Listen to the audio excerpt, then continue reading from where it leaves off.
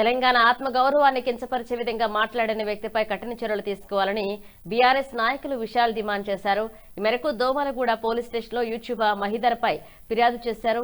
ఈ సందర్భంగా బీఆర్ఎస్ నాయకులు విశాల్ మాట్లాడుతూ గత 12 ఏళ్ల క్రితం ఆంధ్ర తెలంగాణ రాష్ట్రాలుగా విడిపోయి ప్రశాంతంగా ఉన్న తెలంగాణలో కొంతమంది ఆంధ్ర ప్రాంతానికి చెందిన వ్యక్తులు ఉద్దేశాలు రెచ్చగొట్టే విధంగా మాట్లాడడం సరికాదన్నారు. దేశంలో వక్రీకరణ స్వేచ్ఛ ప్రతి పౌరుడి హక్కు అని భావ ప్రకటన చూసి చెప్పారు. ఒక ప్రాంత ప్రజల ఆత్మగౌరవాన్ని దెబ్బతీసేలా సమాజంలో విభేదాలు సృష్టించే విధంగా మాట్లాడే హక్కు ఎవరికీ లేదు అన్నారు. అలాంటి వ్యక్తులపై కఠిన చర్యలు తీసుకోవాలని డిమాండ్ చేశారు.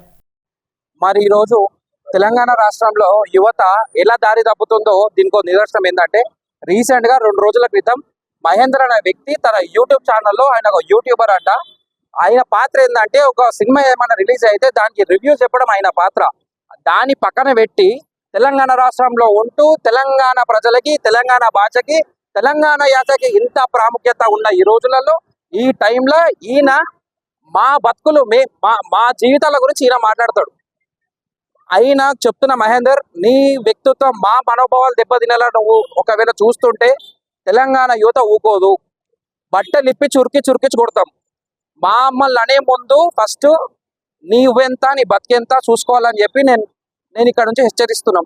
మా విద్యార్థి విభాగం తరఫున మా యువత అంతా దోమలగూడ పోలీస్ స్టేషన్కి వచ్చి ఆయన మీద ఎఫ్ఐఆర్ ఈయనకి వచ్చినామన్నా. ఈయన ఏమంటాడు, ఒక వీడియోలో ఆంధ్ర ప్రజల ఉన్న ఆస్తులు తెలంగాణ ప్రజలు కొనుక్కోలేరంట. అసలు మిమ్మల్ని రానిచ్చింది ఎవరు?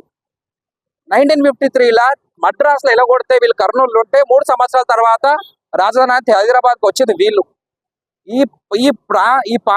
ఏమంటే ప్రాంతీయ విభజన చేయకండి అని చెప్పి ఇక్కడ మేము తెలుపుతున్నాం అన్న.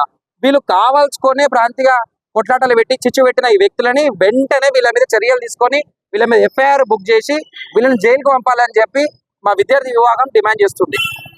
అండ్ ఇంకొకటి, ఈ కాలంలో ఈ మధ్యలో పబ్ కల్చర్లలో కూడా అక్కడక్కడ ఉన్న టీవీ ఛానళ్లలో ఆంధ్ర పాలిటిక్స్ ఏవైతే సాంగ్స్ అవి ప్లే చేస్తున్నారు. దీనివల్ల యువత కూడా చాలా ప్రభావితం అవుతుంది. దీన్ని కూడా అరికట్టాలని చెప్పి మేము కోరుకుంటున్నాం.